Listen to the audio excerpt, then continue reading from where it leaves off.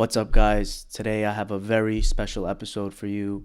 One of my childhood sweetheart friends that I've known for a very long time, owner of the Good Guts, fitness, wellness, expert, and somebody I admire very much, Stephanie Ferrara. Thank you so much. I'm honored to do this. Steph, it's like truly a pleasure to have you on the platform. I dreamt of this moment. Like I told you so many times, you're somebody I admire, your journey. I just felt like it had to be shared to the world. Yes, thank you. I've always wanted to do a podcast. So Well, we're here. Welcome I'm to the excited. Isaiah Edwards show. Thanks. So what have you been up to? Like the last time we spoke, we were kids. What's been the journey looking like up to this point? Yeah, last time we spoke, I think we were getting drunk, right? So, I don't do that anymore. But I'm just really focusing on overall health and wellness, just being your best self. That's my motto, and I want to try to help as many people as I can. It's a good mantra to live by. I feel like I'm slowly living by that as well.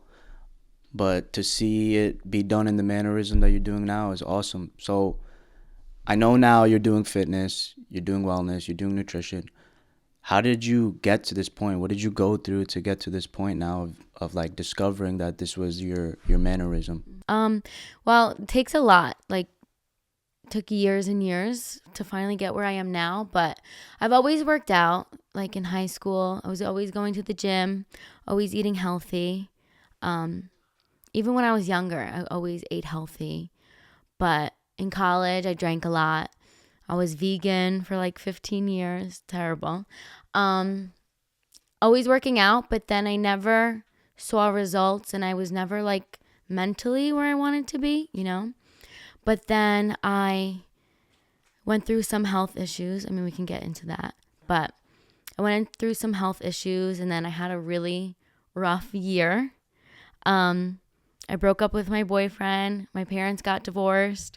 Then my best friend died all in 1 year. So that year really pushed me into who I am now. And I'm very thankful that I had that.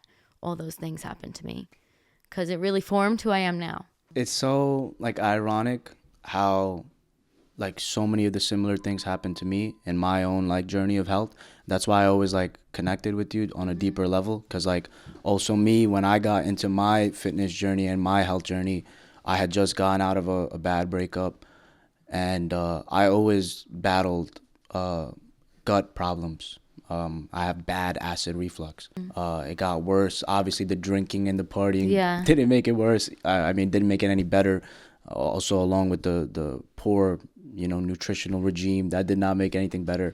So, coming out of that breakup, I was already in such a bad state. But that's when I discovered the gym. And that was my first starting point. I was also vegan for a little while. So bad. Because I had gone to the doctors. And I'm sure you're going to touch upon this, right? I had went your traditional route. I went and seen GI. I went and seen this guy, this guy. And over and over, I just kept getting passed on and on and on, giving pamphlets, a couple scopes. Nothing really gave me a final solution. And that's when I became my own advocate and did my own deep research. I dove deep into nutritional research. And then I realized a lot of these foods are bad for us, actually. So I started doing the same stuff in my own manner. I went vegan for a little while. Then I'm like, all right, lentils are not working no more. Yeah. I can't do this no more.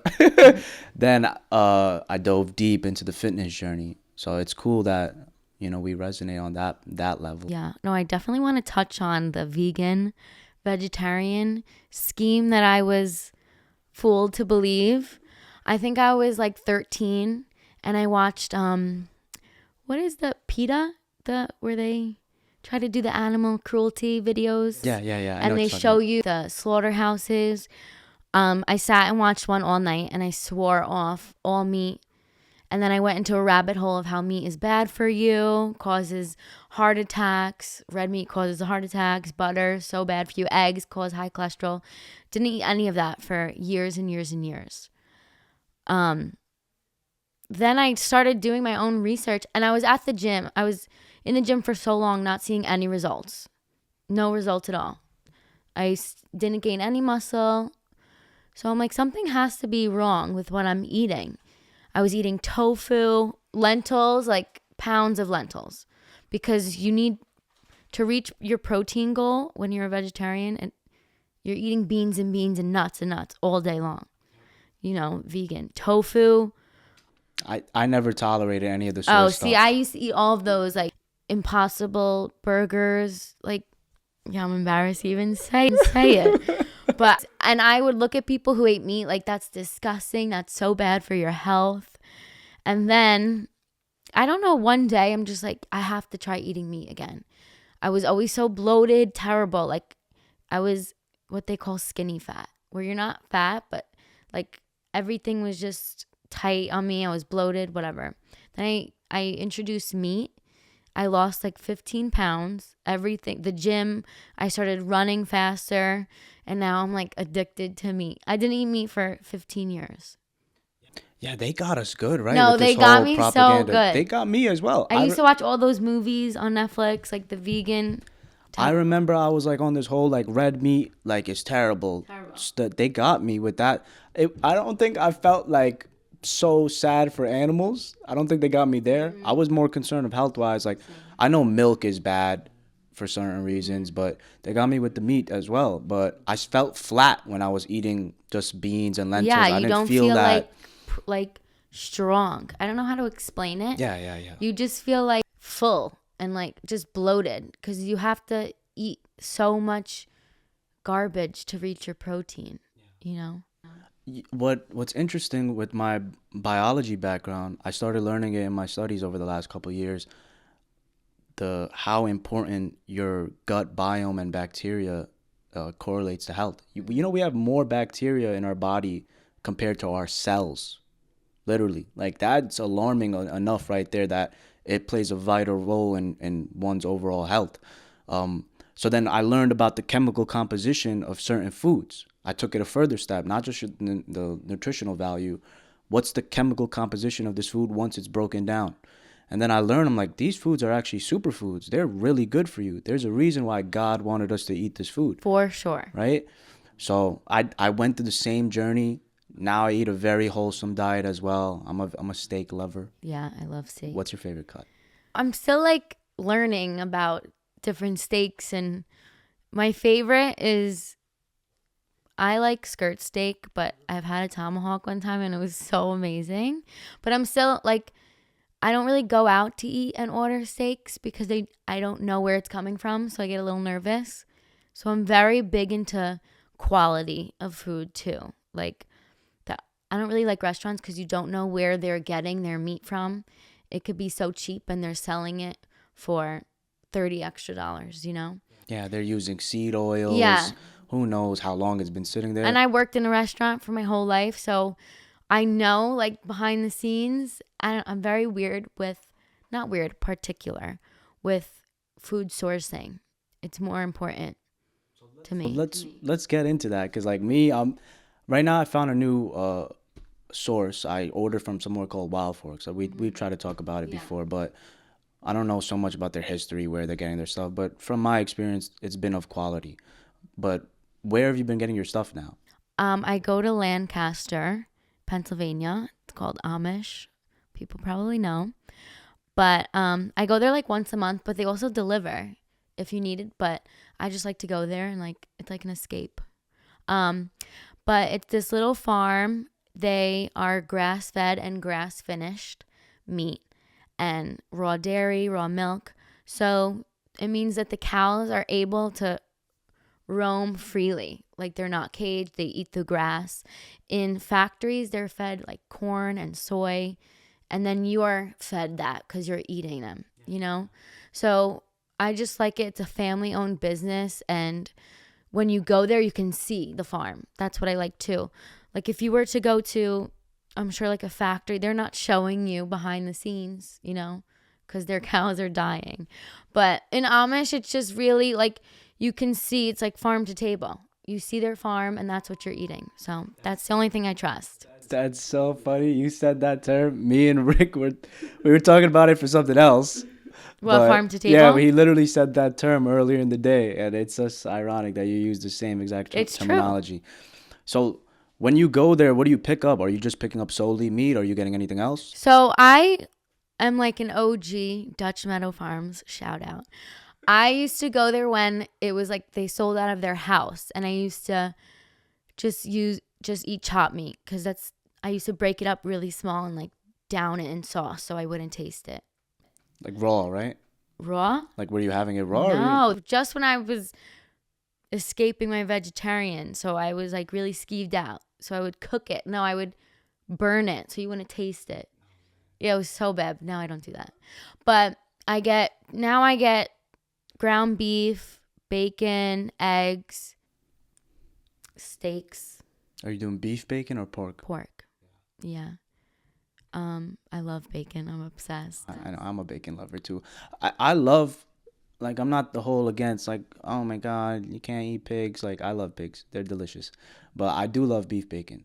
Beef bacon I is never definitely had beef bacon. beef bacon is like They superior. don't have that at Amish. As soon as you try that, you're like, why would I want to try this? This is Really? even better. They don't have that at Amish. It's just way more, I don't know, strong. But Yeah. okay, so you go there, you get a bunch of stuff. And just like the fresh air, just being there, it's so relaxing.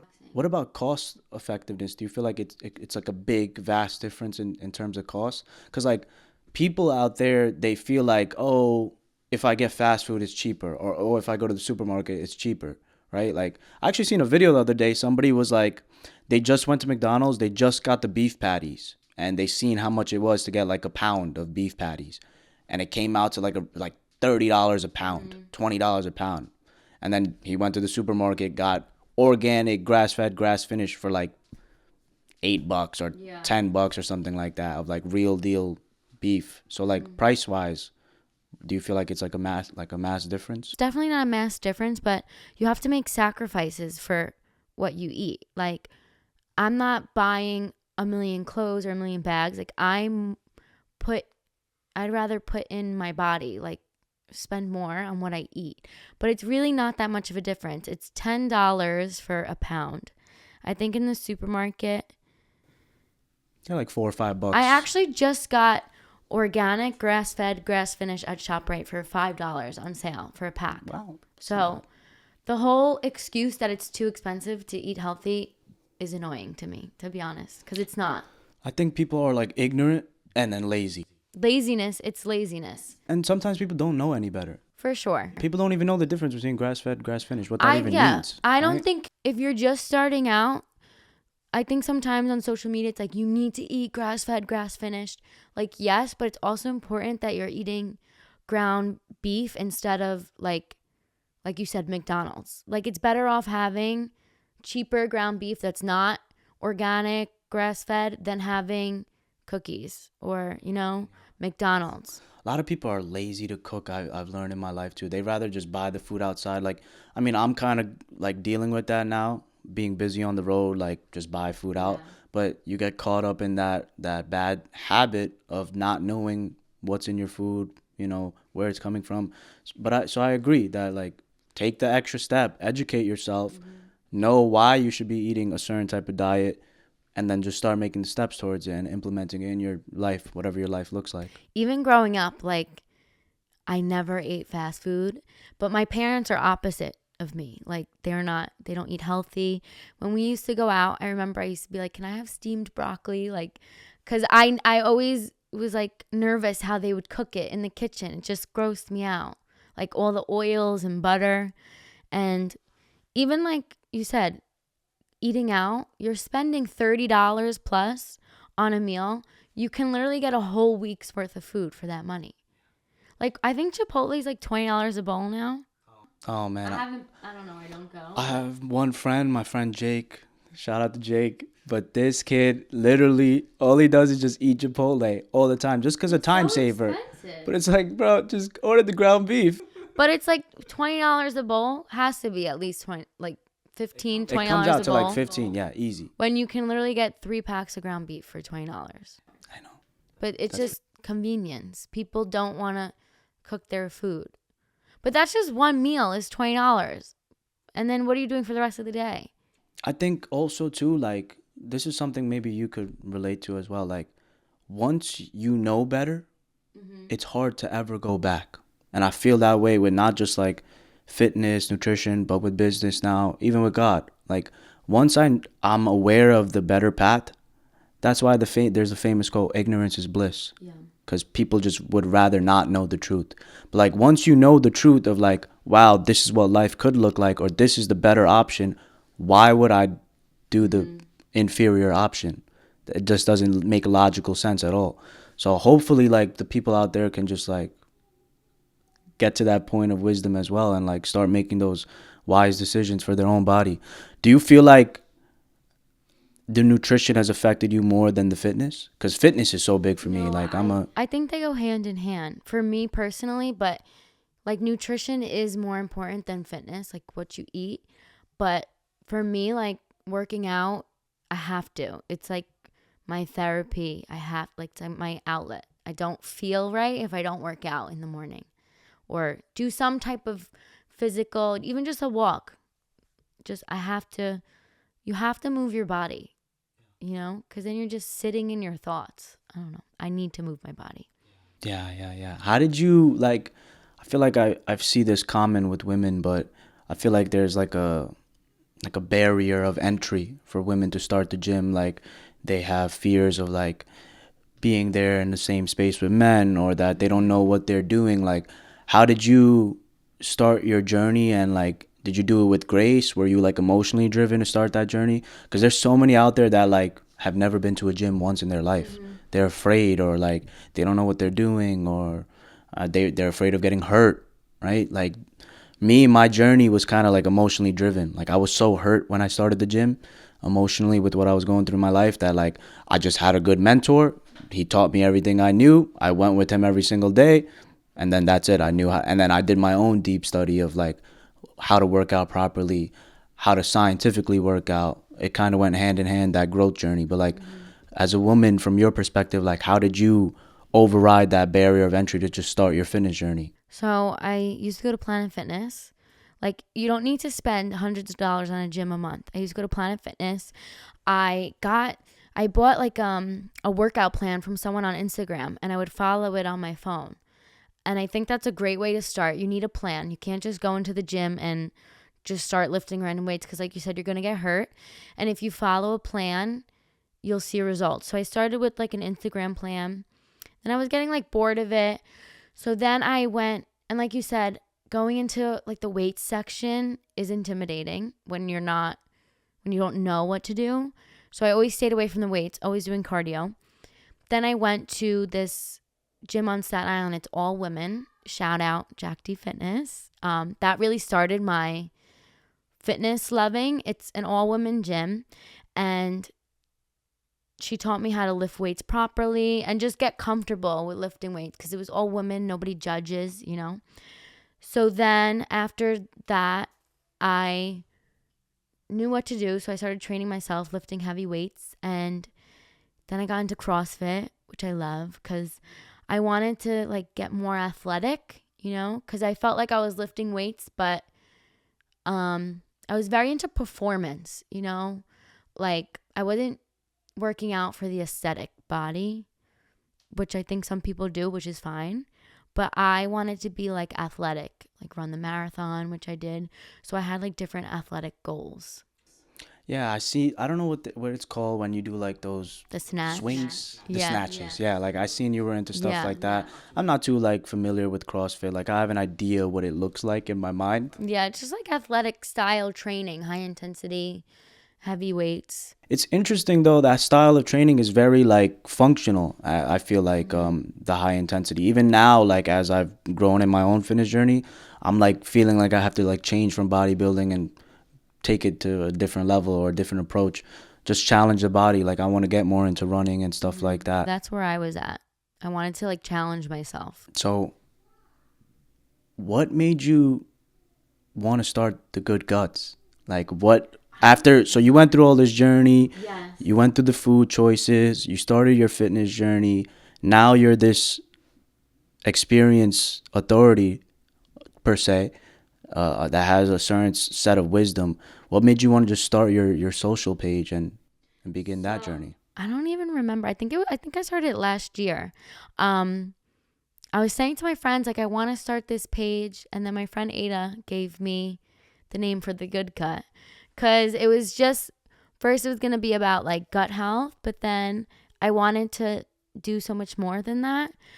So it started after I've been going through like these health issues. I guess we can get into that. I was on birth control for 10 years, 11 years, and then I stopped it and I lost my hair. I got like crazy, terrible acne. Um, my hormones were shot to the ground, like terrible. And no doctor could help me. I've went to 9 doctors, I think now. And I would always be on Instagram and nobody could nobody I could relate to on Instagram, you know? So I just wanted to share my journey for if other girls are going through it, because I want to be somebody who I needed when I was going through it, to like just say, you know, you could be going through this. Nobody talks about the side effects of birth control on young women. It's just thrown on them and says, it's healthy. Here you go. Here's a pill. But it's detrimental to your health. And I just want to really inform women and also men too about hormone health and what you eat, your environment, how important it is to your health. Yeah, I took a class during my bachelor's, behavioral neuroendocrinology. Basically, I mean, long bullshit word, but pretty much how your gender hormones can affect one's behavior. But I agree, hormone health is something that's like overlooked. We're often prescribed like easy, quick fix solutions like this. So with the birth control, did you start this nutritional fitness journey because of that? I mean, there was a plethora of things you talked about, like heartbreak, tragedy, losing friends. I'm assuming that this was happening in the midst as well. Honestly, out of all the things, I think that was the hardest thing for me was my post birth control, because I really changed so much as a person, and that's what started this whole journey, because I needed answers. I became my own doctor. I delved into this whole realm of like hormone health and different foods, how it can affect you. And that's actually why I started eating meat, because I needed nourishment for my body, you know? So that's why I started the Good Gut, because of like my hormone health. I think that's the problem too with being sexually active. We run the risk of having these problems like that. Even men have their own set of problems that could be No, for sure. arise from that situation. And I think that's why like God also wants us to be conserved in a way. Something I'm still learning about as well as a man, right? But yeah, that's powerful. There's definitely a lot of girls out there that like are still struggling with the same issue you just brought up. They want to be responsible. They're obviously sexually active. They have partners, maybe beautiful relationships. We're prescribed this pill of like, hey, take this if you want to still do that. But little do we know, it comes with all these side effects. I've seen it with my own sister as well. Like how crazy it could skyrocket your hormones, affect your skin, affect your diet. It's not even, I was given it because of my acne, and they're like, this pill can make you have clear skin. I'm like, okay, sign me up. And I had clear skin. I felt fine on birth control for 10 years. Like, I never had any bad side effects, but coming off of it, I had so many side effects. But side note, that doesn't mean that it's going to happen to you. Like, I don't want to fear people into stopping their birth control, but you just have to be informed and know the risks of it. You know, I didn't know that this was even a possibility, that coming off birth control could like flip my world upside down. But it's called post birth control syndrome. And that was never even a thing. I never even knew that was a thing until I started researching it. So that's why I really want to inform women about it. But also men too. Like, I feel like male hormone health is not talked about on social media at all. Maybe I just don't follow those pages, but like men have such little testosterone now, because of the environment that we're in. It's crazy. And the food. It's You crazy. have men that are poor in diet, poor in Sleep, exercise, poor in sleep. mental That's health. that's a big mental health. Oh, that's a thing. I know, for men, it's crazy. Like I just learned what that was in the last couple of years. I've been talking about this a lot often, but like men don't know what self-care is. No. Like it was because of my heartbreak, I had to dive deep into the mirror and look at myself and be like, what did I go through as a man that made me the way I am? Why am I inferior in my own eyes? What could I work on? Let's address the problems, right? But yeah, men are not doing labor. They're not physically active. They don't even get their blood work done. They don't even know where their levels are at. No. Right? And I mean, I guess I'm guilty of this in some ways too, but being a medical provider, I've gotten into a better habit of like seeing where my levels at. Am I deficient in my vitamins? What could I supplement to make up on during these fluctuations of my life? What does my levels look like with fitness and exercise? And generally, you just feel better. Your brain is working sharper. You are getting better quality sleep.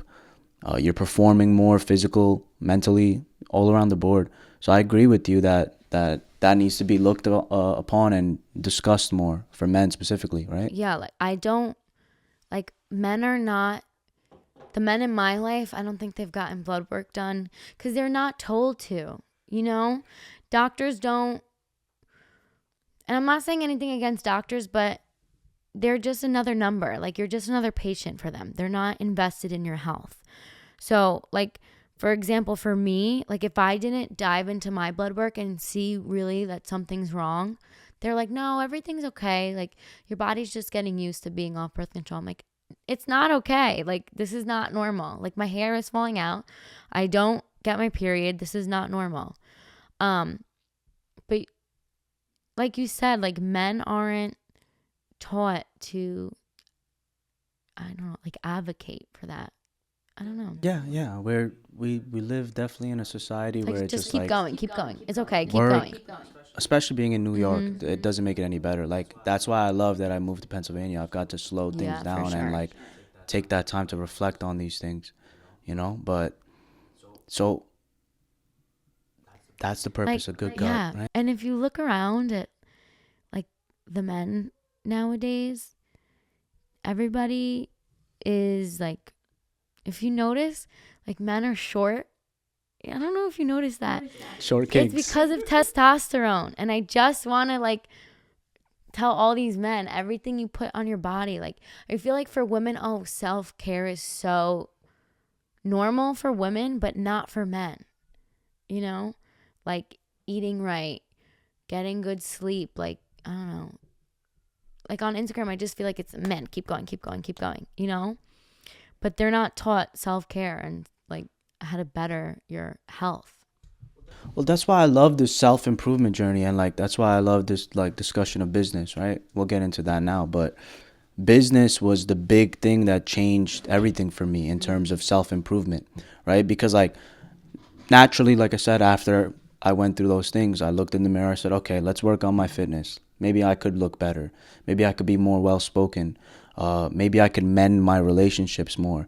But then business was that final nail in the cross of like, okay, how do I fix all of these things? Yeah. So there are men that do start thinking about these things, but I feel like it comes from a different type of source. It's when we talk about care, it's not like there is a double standard there.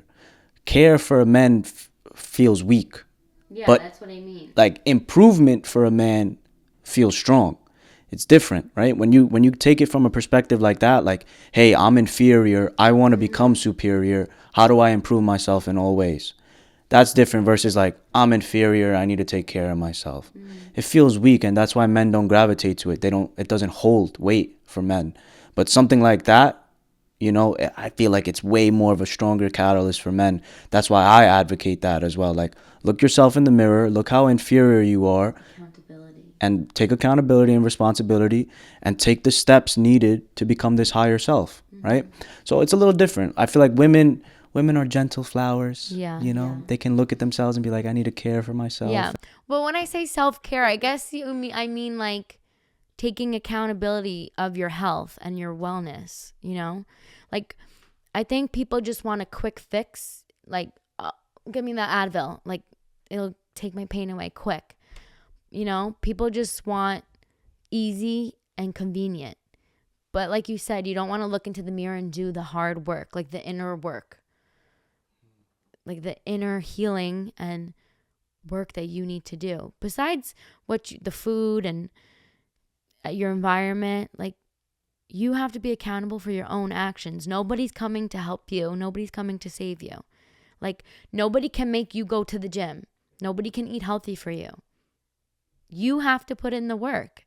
And like you said, I think people are lazy and people don't really know better. But at the end of the day, it's only you.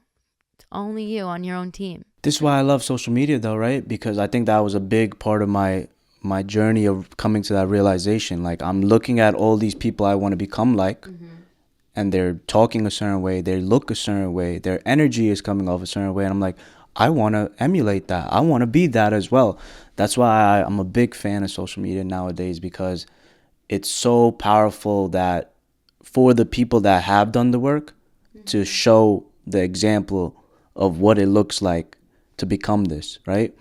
So that's why I'm so fond of the Good Guts, because you figured out a way to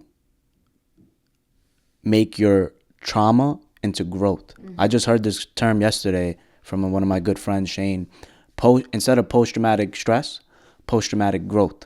How can I use the bad things in my life to act as a catalyst that allows me to grow, delay my gratification instead of clinging to the quick fix, and going on that journey of life to earn the things that are of true value and that just take time to earn, right? So with Good Guts now, like your entire goal is just to empower, inspire, educate women on Women and men, if women and men men. are interested. I like that Yeah. too. I mean, I actually derive some knowledge from your Yeah, no, videos I as don't well. just do hormone. I do like overall wellness, like holistic health. Very big into like finding the root cause of medicine and not taking the Advil the second you have a headache, or taking the antibiotics, like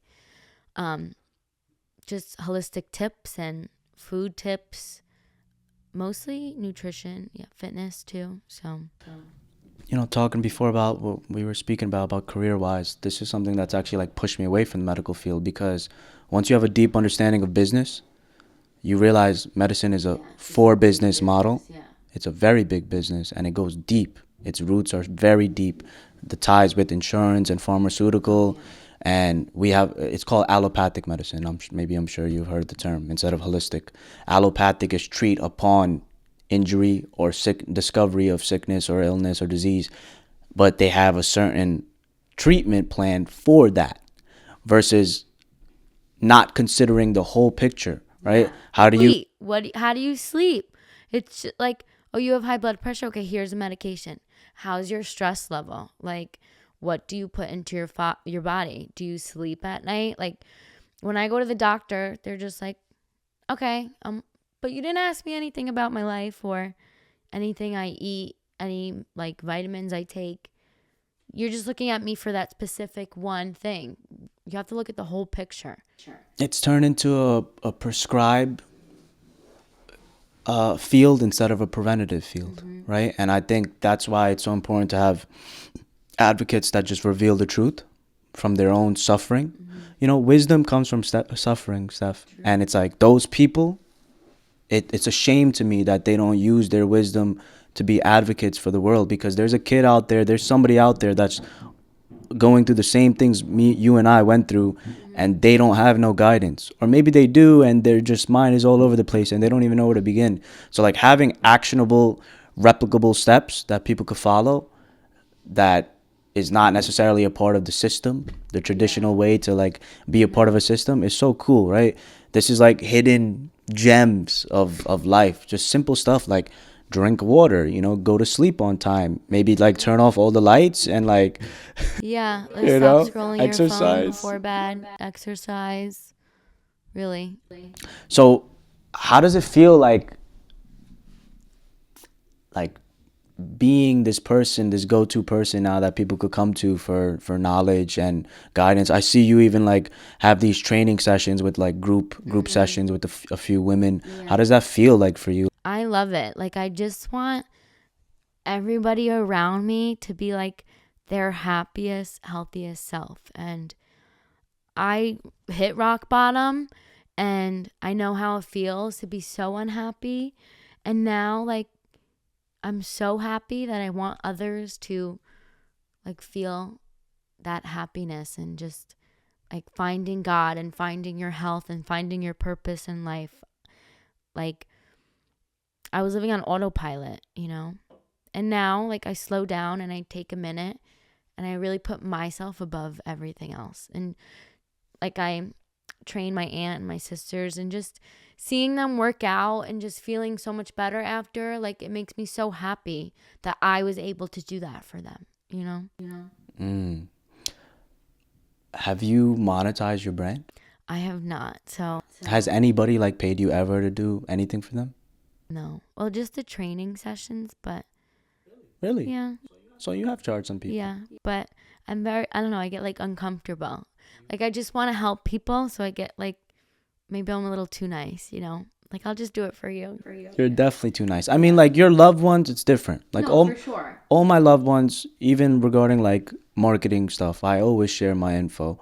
But it's so crazy how there's like a vast sea of people out there, strangers that go to many people that do the same thing you do, but they could just be coming to you instead. People ask me all the time, like, what vitamin should I take? Like, should I do this and this? And like, it takes a while for me to look these, like, for me to help people. So I do want to start monetizing off of it, because it's not easy. Like, I take all these notes, I'm reading all these books. Like, it's not easy. Like, I do have to research things, and like you said, people pay other people, so like, I would Why like wouldn't to. they pay you? Yeah.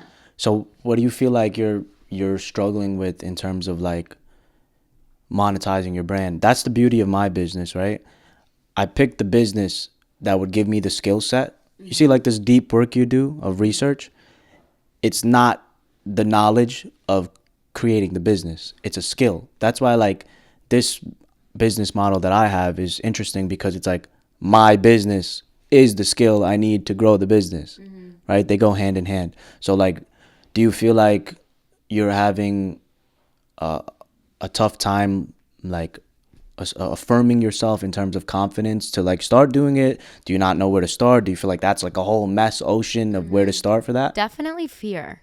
Like, one thing I'm trying to get better at being comfortable, being uncomfortable.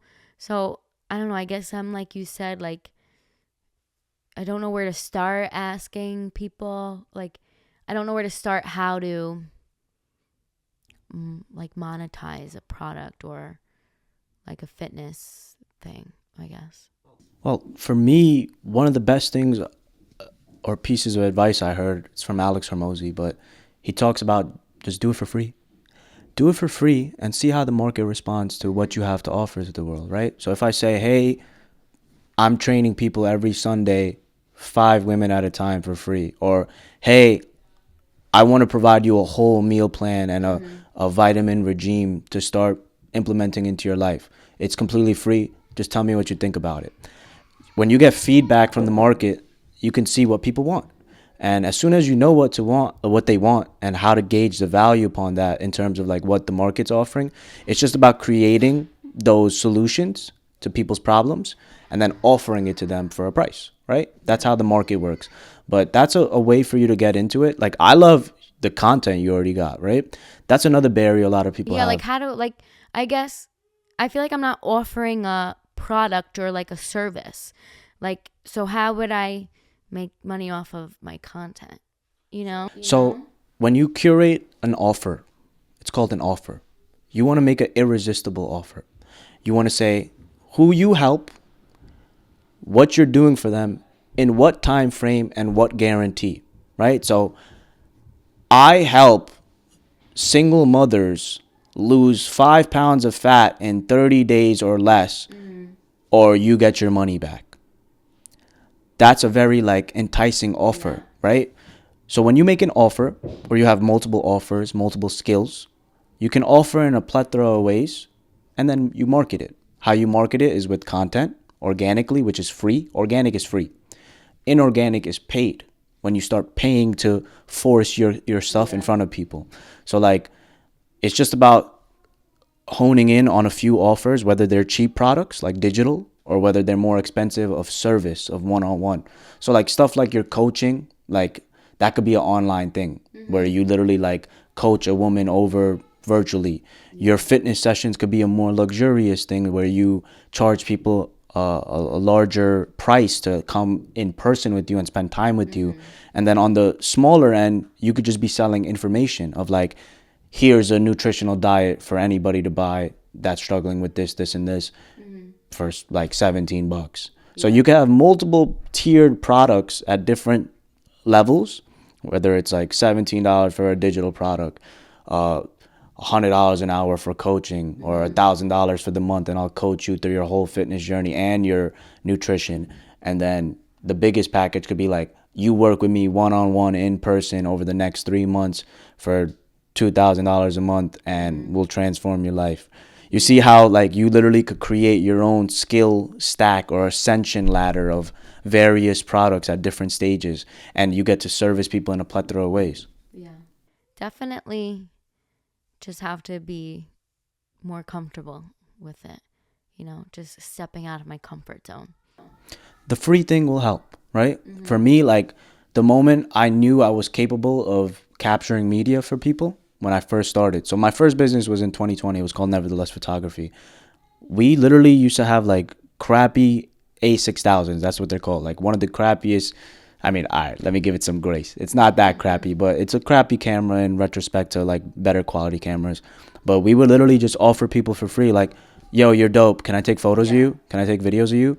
And then like you do that enough times and you're like, I know how to do this. And then sooner or later you get that one paid opportunity and somebody's like willing to pay you a couple $100 and you're like, wow, I just did that for somebody. How can I do this and provide even more value so I could charge them more? Or how can I do this on a more frequent occasion, even at a lower price?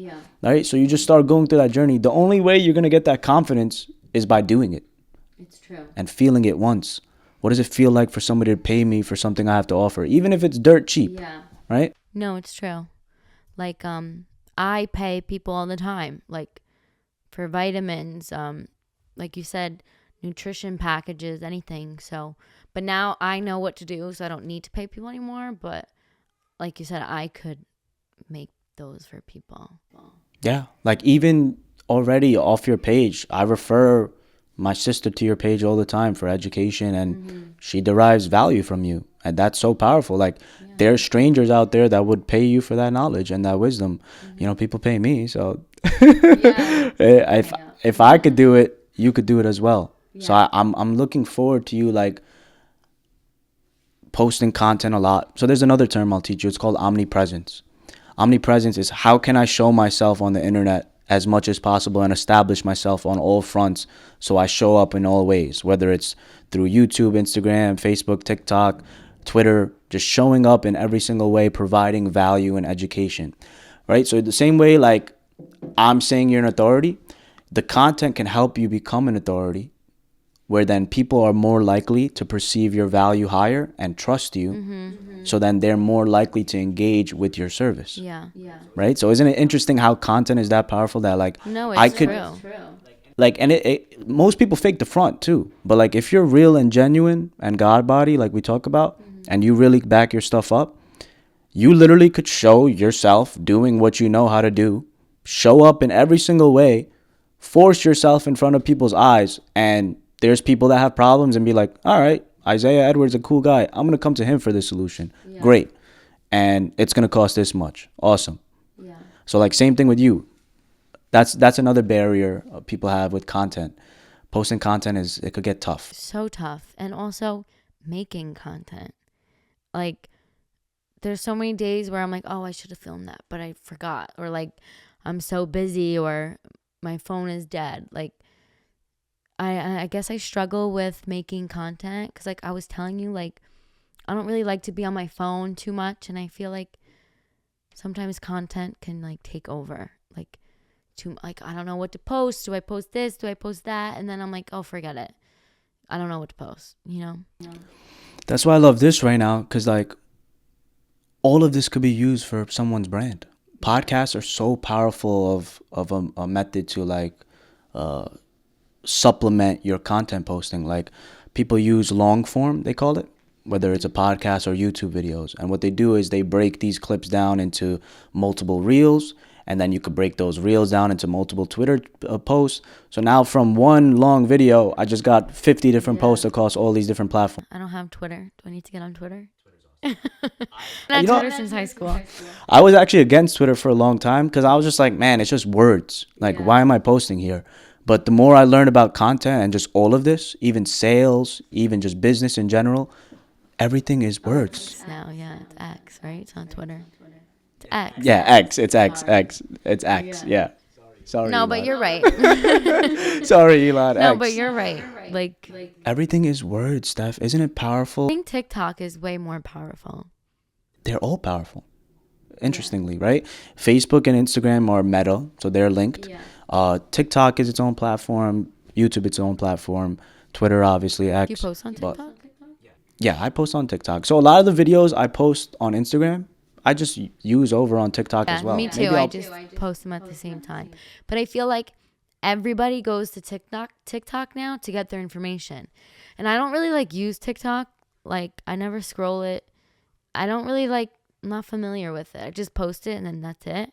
But I'm trying to get more familiar with it. But like I look at my friends, instead of Google, they go to TikTok.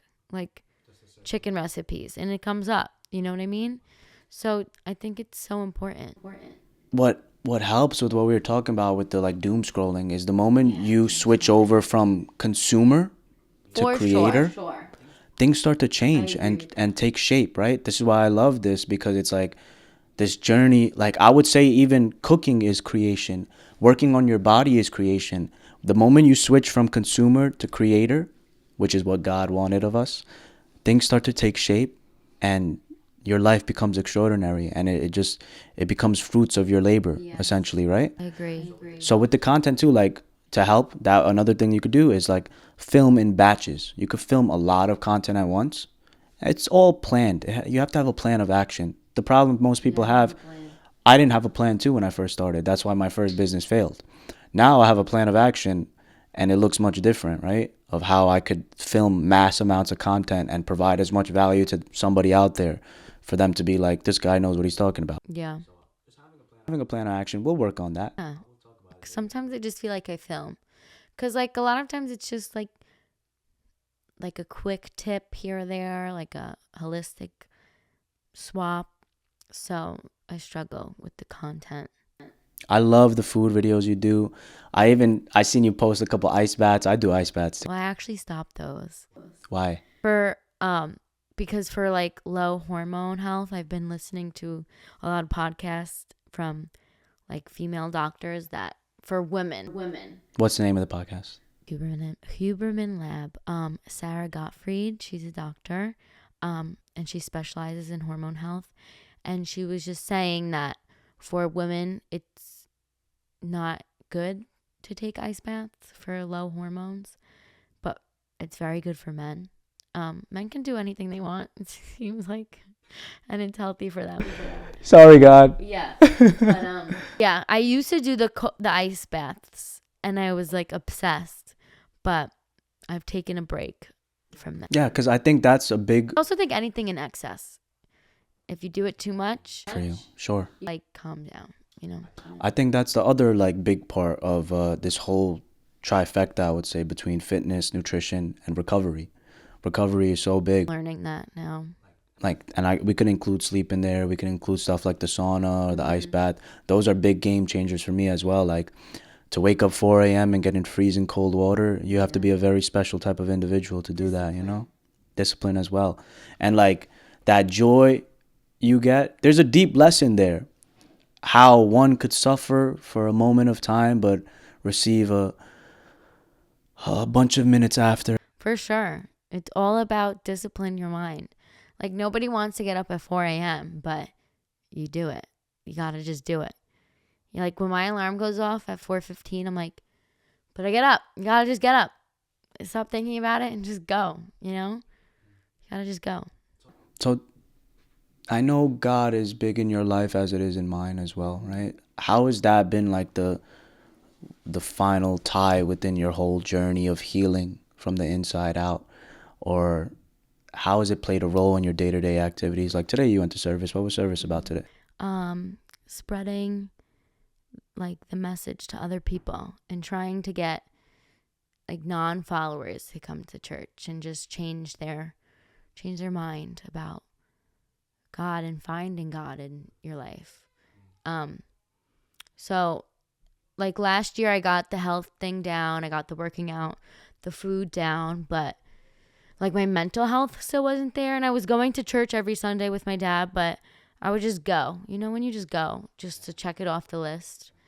But then after my best friend died, there was one service and I can't explain it. Like I was just, the message touched me so deeply and I was just crying. And like, then that day, like I surrendered my life to him and I knew like that I needed to take my faith seriously to grow. So it changed my Way. life. I was the same way, like I say this all the time when I was in the worst moments of my life and everyone had gone and I called out for help, that was the voice that answered and came knocking, right? Mm-hmm. Jesus Christ of Nazareth. Why Jesus Christ? Why not all these other gods that people claim to follow? Why did that person resonate with you the most? Is it because, do you feel like your family like upbringing kind of like put you in that bubble? Have you like even considered any other faith? Like why Jesus Christ? So I grew up Catholic. I went to Catholic church, Catholic school my whole life. But I was never into it. Like you just go to church just to go, But then I went to a Christian church. So I switched from Catholicism. Now I'm Christian. So definitely I grew up with Jesus. Like I never considered any other religion, I guess, because I was always just taught about Jesus. But I was never taught like how to have a relationship with him, Like I was taught in religion about all the saints and all like the feast days that don't matter, Like your relationship matters. And you don't need to go to church every Sunday to have a relationship with God. I think it's really important that people know that. I mean, right now we have a church. Like you don't need to go just to keep a relationship with God. And I say that all the time to people. Like your relationship is your relationship. It could look however you want. Maybe you go once a month, maybe you don't go, but you're talking to him every day, Yeah. I think it's important people know that. Yeah, I think that's one of the most important like pillars of healing, because like we live in just this world where it's go go go and figure things out, but there's always that like just missing piece. And I feel like the more we can like learn about him and his powers of healing, and implement that in our day-to-day life, like tremendous things happen, right? Because even me, once upon a time, I was sick, I was depressed, I wasn't okay, I was suicidal, I was broke, I was uneducated. And it's interesting how this person I call God, right, accompanied me on that journey of healing and made me something so much more beautiful on the other side. For sure. It changed like my whole perspective on life, like my mindset. I feel like if you don't believe in God, like who do you look to in hard times? Like whenever something gets hard or I can't do something, like I know it's part of his plan and I just trust it. Like, and if you don't follow God, then it must be so fearful. Like if you're going through something hard, like you're on your own, But if you have God, you're not on your own. Like it's kind of like you have someone in your corner all the time. Well, that's why Jesus resonates with me the most, because it's like these other faiths I see, like they have a relationship, they call it, with God, but it doesn't look like the one we have, right? I know he's with me in all that I do, all wherever I go, whatever I need. He accompanies this journey with you. He bears your suffering alongside with you. And that's just so powerful. And the moments you're alone, confused, uh, just sick, like to have somebody bear that suffering with you, it just makes this journey of life so much easier.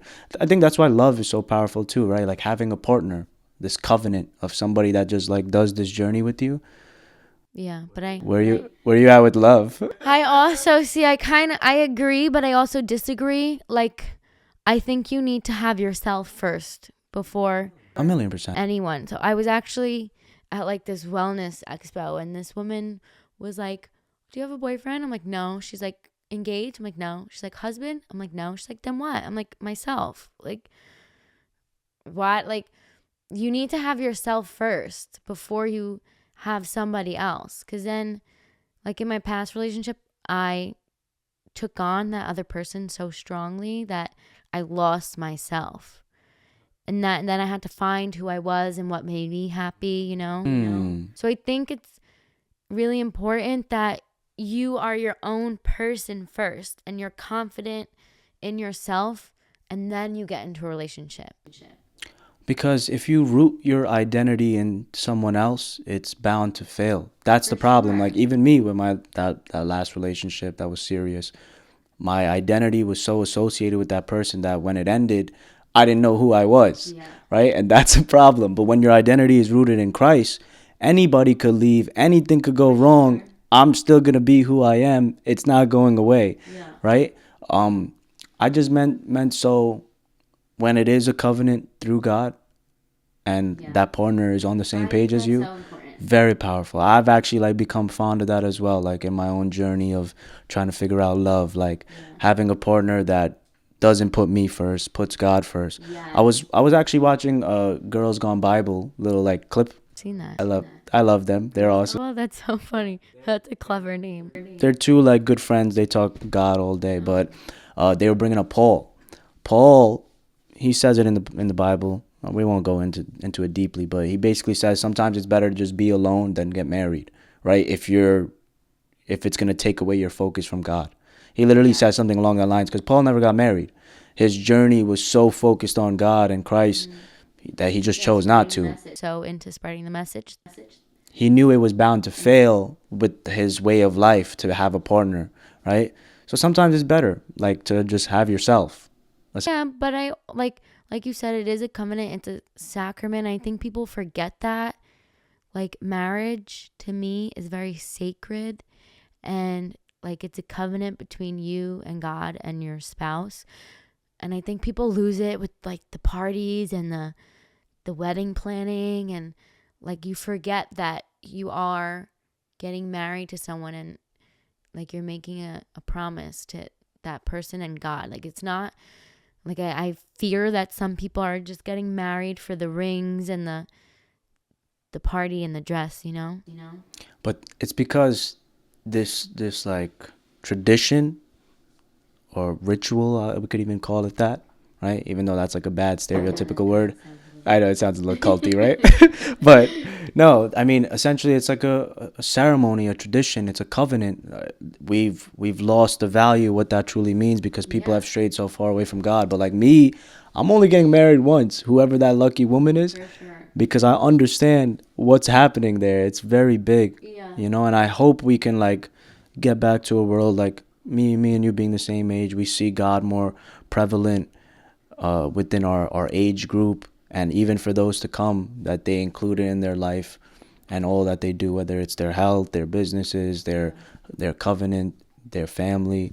It's very powerful, and just like I know it could change. But I think like we were saying, it's important that you love yourself first too.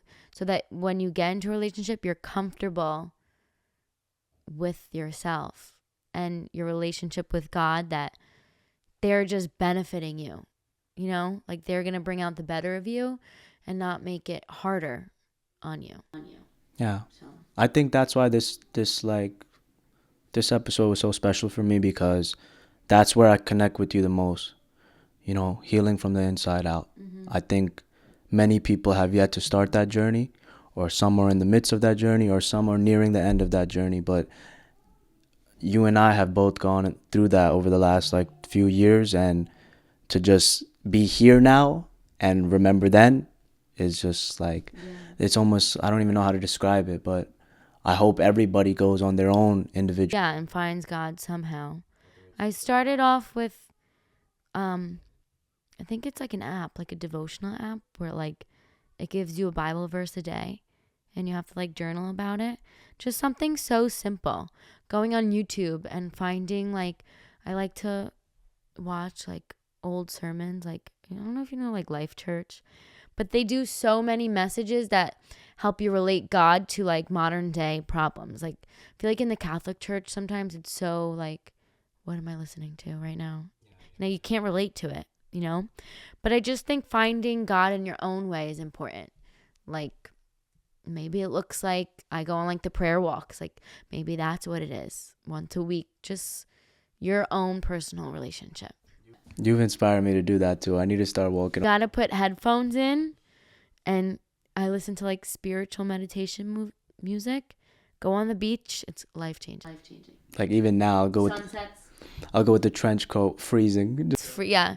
No, I do outdoor walk every day, no matter the temperature or weather. That's one of my non-negotiables. Sun and good loving. At work. So, if there was one last thing you would say to the people you're trying to inspire and have them join this journey with you, what would you tell them, and how would you invite them into your world of how you could possibly help them? It's a deep thing. Yeah, no, I like that. I think you have to start off small. It can get very overwhelming, this wellness space where like you feel like you need to like go into your house and throw everything out and like spend $1 million, because I've spent a lot of money on things where looking back now, I'm like, okay, I could have calmed down. Start small. Instead of going out to eat every day, try meal prepping for 2 days or 1 day. You gotta like make small changes. What I tell people every morning, I don't know if you see like my lemon water videos in the morning. Yep, of course. Instead of drinking coffee first thing in the morning, have a cup of water. It's the easiest thing. Anybody can do it. Yep. Anybody. I'm guilty over A here. lot of people are guilty. The coffee, man. Instead of like your first drink a day should just be water. Warm water with lemon and salt, or even just warm water. That's one simple thing you can do. You need to find things that work for you. Because sometimes like when I talk to other people and I'm like, you need to do this, this, this, and this, it goes over their head because it's too much information at one time. You need to start off small. Phone, stop scrolling it before bed. It's the worst thing you can do. When I stopped using my phone at night, I swear my life changed. I'm not even joking. Stop sleeping with it next to your bed. That's the biggest thing. And just find things that work for you. Like, you need to find little things that work for you, because I tried carnivore diet. It didn't work for me. Like, you can't listen to everything that you see on social media. You need to find what works for you. And keeping a journal really helps. And like writing down what works for you and what doesn't, so that you can remember. And it's really nice to look back, like at my journal in the past year, like how my mindset has changed so much, So just little things that you can find in the day for you, and just swaps. Like, look at the back of the ingredient list, and can you pronounce the ingredients? If no, then maybe you can try something different.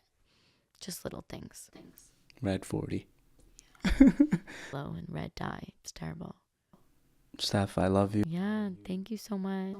Guys, for my guys out there, my girls out there, for any advice regarding fitness, nutrition, wellness, even just healing, even God, we're going to link all of Stephanie's stuff so you guys can get in contact with her and embark on this journey with her as she's healing, and derive some inspiration and wisdom from that. Steph, I love you. It was an awesome time speaking with you. You're the best. I'm looking forward to just what the future has for us besides our healing, maybe our evolution. Yeah, for sure. I'm very excited. Thank you for having me. Thank Right. you. Great. That was so good. Thank you. You killed it, Steph. You were not.